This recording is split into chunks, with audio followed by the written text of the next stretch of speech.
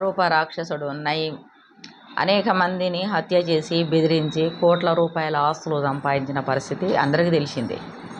అయితే తెలంగాణ వచ్చినాక తెలంగాణ గవర్నమెంట్ ముఖ్యమంత్రి కేసీఆర్ గారి పరిధిలో అతని ఎన్కౌంటర్ జరిగింది. అప్పుడే అతనికి సంబంధించినటువంటి భూమి కాగితాలు కానీ, అతడు మాట్లాడిన ఆడియోలు, వీడియోలు, దానికి సంబంధించిన సిమ్ములు అన్నీ కూడా నా దగ్గర ఉన్నాయని ప్రకటించిండు కేసీఆర్ తాత. మరి నేనేమంటున్నంటే, ఆ భూములన్నీ ఏం చేసిర్రు? కోట్ల రూపాయలు ఎటుపోయినాయి. నయీం ఆక్రమించినటువంటి లక్షల ఎకరాల భూములు ఎవరి పరిధిలో ఉన్నాయి? అది తెలంగాణ రాష్ట్ర గవర్నమెంట్ పరిధిలో ఉన్నాయా, లేకపోతే ఎవరి ఖాతాలో అవి ఉన్నాయో స్పష్టం చేయాల్సిన అవసరం ఉంది. చాలా కాలం తర్వాత పోలీసులు అయితేనేమి, రాజకీయ పార్టీలు అయితేనేమి, నయీంతో చేయించినటువంటి దుర్మార్గమైనటువంటి పనులు చాలా ఉన్నాయి. అవి ఎందుకు బయటికి రాలే? చనిపోయిన తర్వాత, ఎన్కౌంటర్ చేసిన తర్వాత అతడికి సంబంధించిన ఆస్తులు ఉన్నాయి, గిన్ని ఆస్తులు ఉన్నాయి, గిన్ని సిమ్ములు 250 సిమ్ములు తీసుకున్నాం, గిన్ని సీడీలు తీసుకున్నాం అని గొప్పగా ప్రకటించిన కేసీఆర్ గారు ప్రకటించారు. మరి ఆ భూములు ఏమైనాయి? ఆ సిమ్ములు ఏం చేసారు? సిమ్ములలో ప్రతి వాడి జీవితం ఉందని అన్నారు. అందులో పెద్ద బడా బడా బాబులు అవి ఉన్నాయన్నారు. మరి అవన్నీ ఎటుపోయినాయి? ఏం జరిగింది? మేము అడుగుతూ ఉన్నాం. ఇవాళ ఖచ్చితంగా ఈ ప్రజలు దేని పడితే దాన్ని మర్చిపోతున్నారా, లేకపోతే ప్రజలకు వివరణ చేసే దాంట్లో మీరు కవరింగులు చేస్తున్నారా రాజకీయ పార్టీలు తెలియదు. కానీ ఒకటైతే స్పష్టంగా చెప్తా ఉన్నాం, పేదరికం రాష్ట్రంలో ఉన్నది. నయీం లాంటి బడా దొంగలు, దుర్మార్గులు వాళ్ళ చేతులలో కొన్ని లక్షల ఎకరాల భూములు, కొన్ని కోట్ల రూపాయలు ఉన్నటువంటి పరిస్థితి ఉంది. మరి అవన్నీ కూడా ప్రభుత్వం తీసుకున్నప్పుడు ప్రజలకన్నా పంచాలి, లేదా ప్రభుత్వం లెక్కలోనైనా ఆ భూములు ఉండాలి. అవి ఎటుపోయినాయి? ఏం చేసిర్రు? ఎవరి ఖాతాలో వేసుకున్నారు? ఎవరి ఆస్తులు పెరిగినాయి? ఏం మాట్లాడతలేరేంటి? ఎవ్వరు మాట్లాడతలేరు. ఇలా నాకెందుకో డౌట్ వచ్చింది.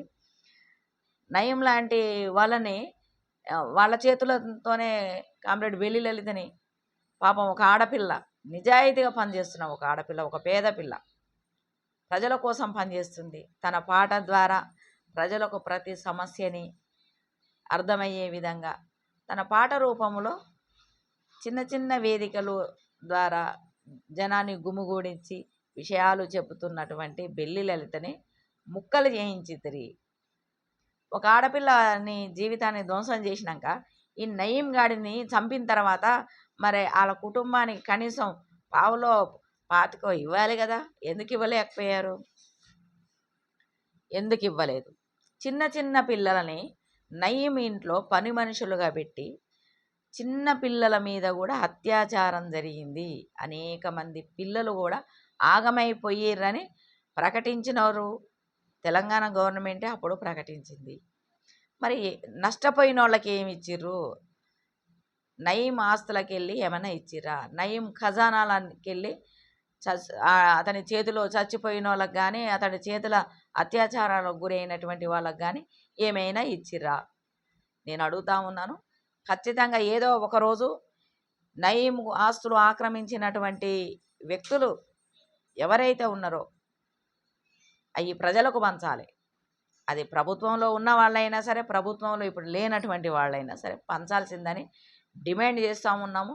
ఎందుకంటే తెలంగాణ వచ్చిన తర్వాత భారీ ఎత్తున ప్రకటించుకున్నారు. 250 సిమ్ములు, సీడీలు, ఇన్ని కోట్ల భూమి పత్రాలు, ఇన్ని డబ్బులు, ఇంత బంగారం అని చాలా గొప్పగా చెప్పుకున్నారు. మరి ఏం చేసిర్రు అన్నది ప్రజలకు కూడా చెప్పలే. ఇక ఆ ప్రజలకు చెప్పలే, ప్రజలకు మసిబూసి మారేడుకాయ చేశారు. బాగానే, అంతా బాగానే ఉంది. కానీ నేను అడుగుతా ఉన్నాను, ఖచ్చితంగా నయీం ఆస్తులు పేద ప్రజలకు పంచాలని నేను డిమాండ్ చేస్తూ ఉన్నాను. ఎందుకంటే ఈ తెలంగాణ ఉద్యమంలో పోరాటం చేసి అనేక రకాలుగా ఆగమైపోయిన ప్రజలు ఉన్నారు. వాళ్ళకి ఏం చేయాలి అనే ఉద్యమ వేదిక, ఇప్పుడు గవర్నమెంట్ వేసిన ఉద్యమ వేదిక ఏం చేయాలి మేము అని అనే పరిస్థితికి రాకూడదు. ఎందుకంటే అందరితోనే పిలిచి మాట్లాడుతున్నారు కదా. నయీం లాంటి ఆస్తులు ఉన్నాయి, డేరా బాబా లాంటి ఆస్తులు ఉన్నాయి.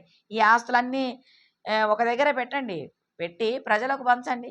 ఉద్యమకారులకు పంచండి, అమరుల కుటుంబాలకు పంచండి, బువ్వకు లేనోడికి పంచాలని తెలంగాణ గవర్నమెంట్ రేవంత్ రెడ్డి గారికి నేను విజ్ఞప్తి చేస్తూ ఉన్నాను.